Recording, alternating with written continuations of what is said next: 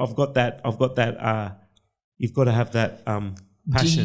Do you think your competitive nature was naturally like that from a young age, or do you think as a result of getting the Parkinson's and being put in the physical condition that you're in now, do you feel like you've had to almost double down on that competitive nature?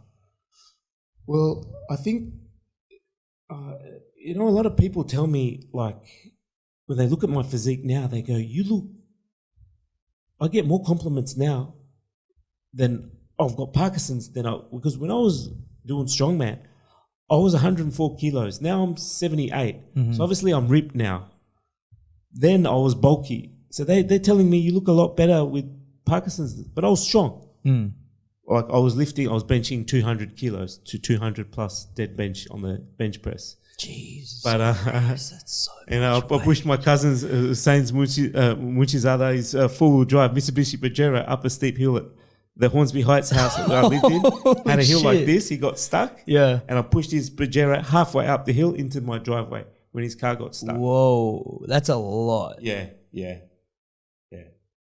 But my portions was huge. Like I was 104 kilos. I probably had about 19.5-inch arms.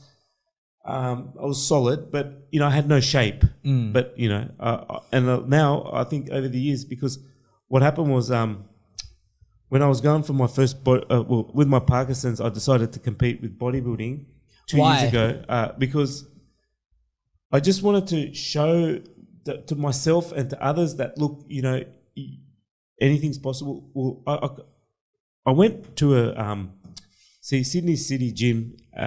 They sponsored me, so I've got sponsors from Sydney City Gym. Billy is the owner. He's a legend because what happened was one day I went with one of my mates. He goes, come on, Masood, look, you should compete. Mm. And I was like, nah, what do you mean, like compete? Like I was like, yeah, you reckon? And I went to the workshop at the City Gym, all the bodybuilding competitors, and I looked at them first, and I said, "Oh man, these guys are big guys." I said, "Hang on a second." I first doubted myself, and later on I said, "Nah, man, train, keep training and put your mind to it, and go to the next workshop and see how." Next workshop I go.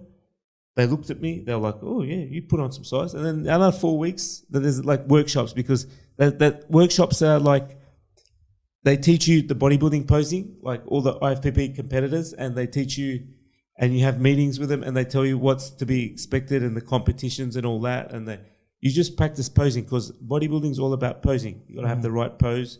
You got to do the right pose. So every workshop, I had this thing where I was feeling more confident.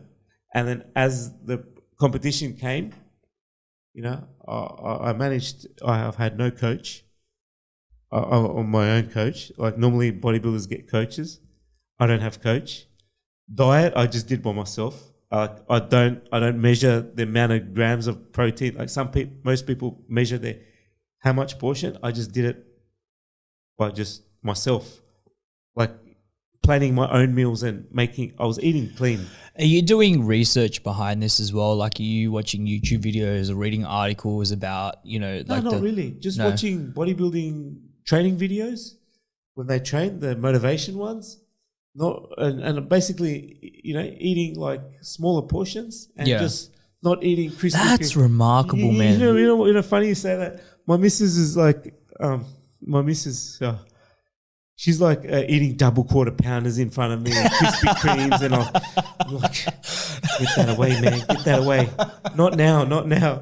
And but every now and then, what you got to do is when you're bodybuilding, your body actually needs a little bit of that. You can't be too. What I noticed is you can't be too much on the junk side, but you can't be too much. Like, you need a bit of that. If you haven't already, please smash the subscribe button. And you might also want to check out this video right here. Thank you, and we'll see you next time.